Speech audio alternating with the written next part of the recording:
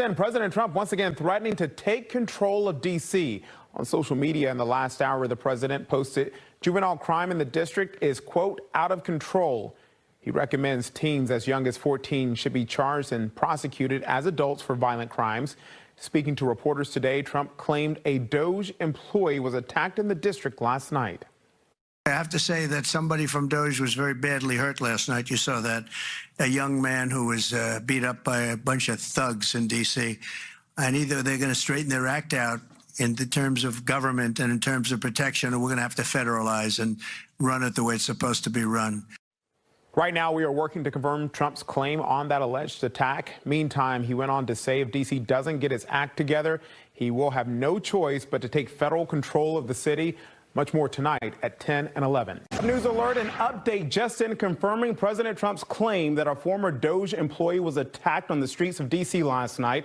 Multiple sources telling Fox News that Edward Kornstein was violently beaten in D.C. Elon Musk says Kornstein, also known by a colorful nickname, was, quote, beaten to the point of concussion while trying to save a woman from a D.C. assault. That attack leading President Trump to once again amplify calls to federalize the district.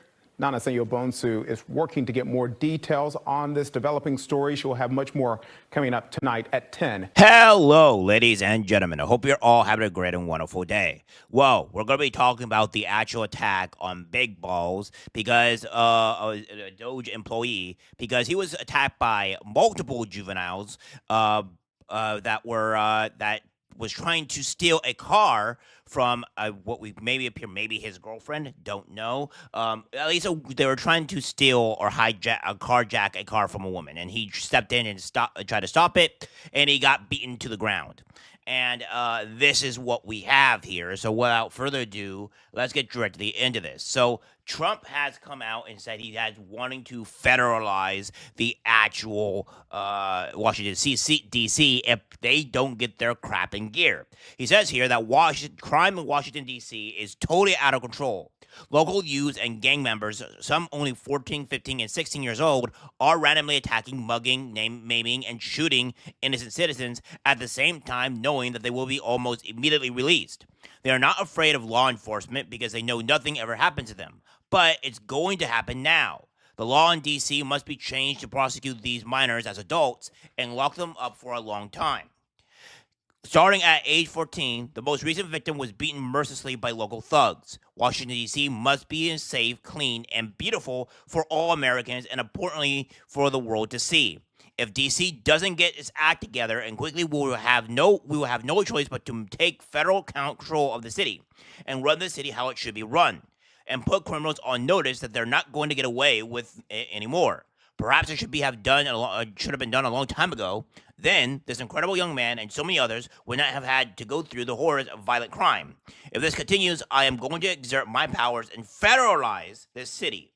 Make America great again. And I think Trump is doing a good thing here. I don't usually like when the federal government is coming in, but the Democrats have completely destroyed and removed any sense of anything when it comes down to the D.C. area. It really is just a travesty in itself. We have this here where Trump has been saying here on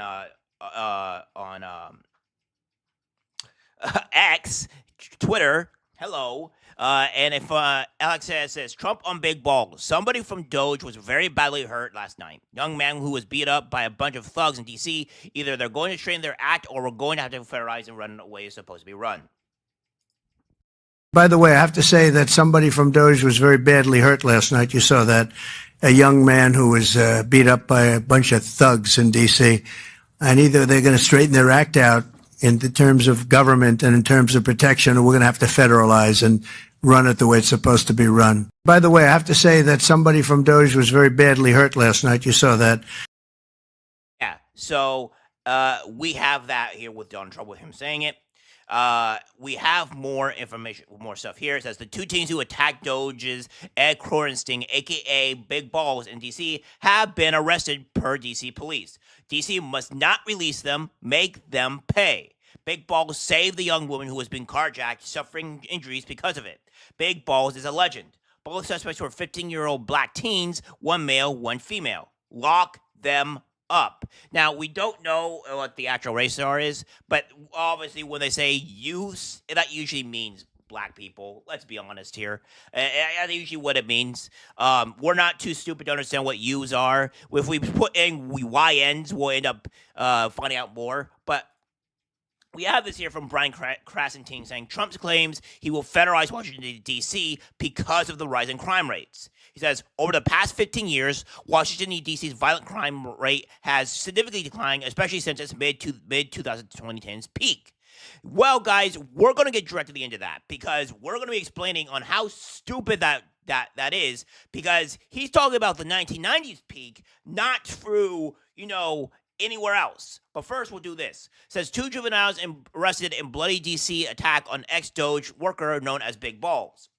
It says here, authorities announced the arrest of 2 teens in connection with a brutal beating of a former Department of Efficiency employee, aka DOGE, that allegedly took place during an attempted carjacking in the nation's capital over the weekend. A 15-year-old boy and a 15-year-old girl, both of Hyattsville, MD, now face charges of unarmed carjacking. Washington, D.C.'s Metropolitan Police Department said Tuesday police did not provide their identities as both suspects are juveniles. Police said the investigation remains ongoing with multiple suspects still outstanding. The victim, Edward Corsi, nicknamed Big Balls, was assaulted around 3 o'clock a.m. Sunday by a group of teenagers in the city's Logan Circle neighborhood. The teens attempted to carjack him and a woman whom police identified as a significant other, according to authorities. So that's what he says here. It says a significant other, obviously his girlfriend, what have you. It is. Police said Coruscant pushed the woman into the vehicle for safety and turned to confront the group. That is a Big Balls move. At least several of the teens then attacked him, police said, until officers patrolling nearby intervened. As officers moved toward the group, the teens fled on foot. Coruscant, one of the most visible figures of President Donald Trump's DOGE, was left bloodied in the attack, according to a photo President shared on his Truth Social platform Tuesday. The assault prompted Trump to threaten to federalize Washington, D.C., calling for local minors and gang members over the age of 14 to be prosecuted as adults. So, Elon Musk says here, a few days ago, a gang of about a dozen young men tried to assault a woman in her car at night in D.C. A DOGE team member saw what was happening, ran to defend her, and was severely beaten to the point of concussion, but he saved her. It is time to federalize D.C. So, yeah, that's what we have here. And you get to see the actual man here that was beaten because, we show things here on this channel. Now, we have some people lying about this, all right? So the people lying about this, of course, is the media, because what else are they going to do when it comes down to the actual facts, the mainstream media? Absolutely nothing, because they're garbage. We have this here from the New Republic saying Doge's Big Balls was beaten up and Musk is already lying about it. Let's see what they're saying and what they mean by how Elon Musk is lying about this. He goes on to say here, Elon Musk appears to be greatly exaggerating the extent of the attack on former DOGE staffer Edward Coruscant, a.k.a. Big Balls, who was jumped in Washington, D.C. earlier this week. The billionaire claimed that Coruscant historically stopped a gang of about a dozen young men from assaulting a woman in her car at night. He said that Coruscant ran over to defend the woman and saved her in spite of being severely beaten to the point of concussion. Musk ended his retelling by calling for the federal government to take control of D.C., which is Trump most likely is going to end up doing.